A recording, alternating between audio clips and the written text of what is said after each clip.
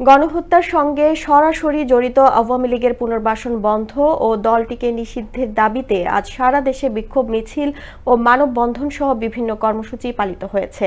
দিনাজপুরে শুক্রবার জুম্মার নামাজের পর এ উপলক্ষে একটি বিক্ষোভ মিছিল বের হয়ে দিনাজপুর প্রেস ক্লাবের সামনে এসে মানববন্ধনে যুক্ত হয়। এতে বক্তব্য রাখেন বৈষম্য বিরোধী ছাত্র আন্দোলনের সভাপতি একরামুল হক আবির ও ইসলামী ছাত্র আন্দোলনের সভাপতি হাসিবুল ইসলাম সহ অন্যান্যরা। শুক্রবার বিকেলে সিলেটের পূর্ব জাফলং ইউনিয়ন ছাত্রদলের উদ্যোগে স্থানীয় মামার বাজার থেকে বিক্ষোভ মিছিল বের হয়ে প্রধান সড়ক প্রদক্ষিণ করে পুনরায় মামার বাজার পয়েন্টে পথসভায় মিলিত হয়। এ সময় পূর্ব জাফলং ইউনিয়ন ছাত্রদলের সভাপতি আজির উদ্দিন দেওয়ানের সভাপতিত্বে ও সাধারণ সম্পাদক সাব্বির আহমেদ সুজনের পরিচালনায় দলের অন্যান্য নেতাকর্মীরা সভায় বক্তব্য রাখেন।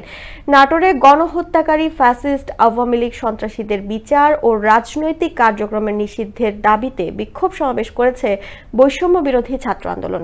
শুক্রবার জুম্মার নামাজ শেষে কানাইখালী এলাকায় কেন্দ্রীয় মসজিদের সামনে বৈষম্য বিরোধী ছাত্র আন্দোলন নেতাকর্মীরা জড়ো হয়ে একটি বিক্ষোভ সমাবেশ করেন। এ সময় বক্তব্য রাখেন বৈষম্য বিরোধী ছাত্র আন্দোলনের নাটোর জেলা আহ্বায়ক শিশির মাহমুদ সহ অন্যান্যরা। এদিকে আওয়ামী লীগ নিষিদ্ধ, চুপ্পুর পদত্যাগ এবং জুলাই অভ্যুত্থানে সংগঠিত হওয়া গণহত্যার বিচারের দাবিতে রংপুর বিক্ষোভ মিছিল অনুষ্ঠিত হয়েছে।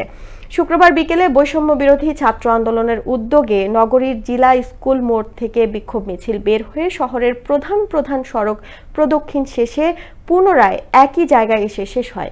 এ সময় এনসিপির কেন্দ্রীয় যুগ্ম মুখ্য সংগঠক ফারজানা দিনা ও বৈষম্য বিরোধী ছাত্র আন্দোলন রংপুর মহানগরের সদস্য সচিব রহমত আলী সহ অন্যান্যরা উপস্থিত ছিলেন।